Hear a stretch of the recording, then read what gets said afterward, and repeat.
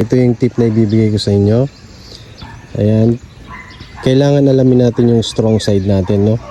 Kung kaliwete ka, syempre doon ka sa side na yon.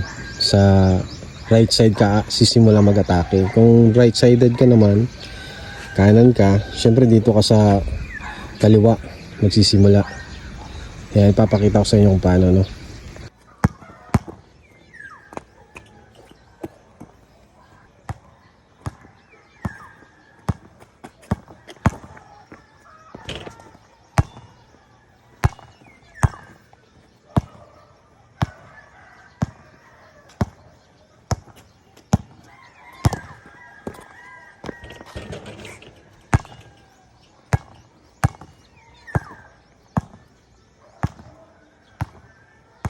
Dito, keyboard.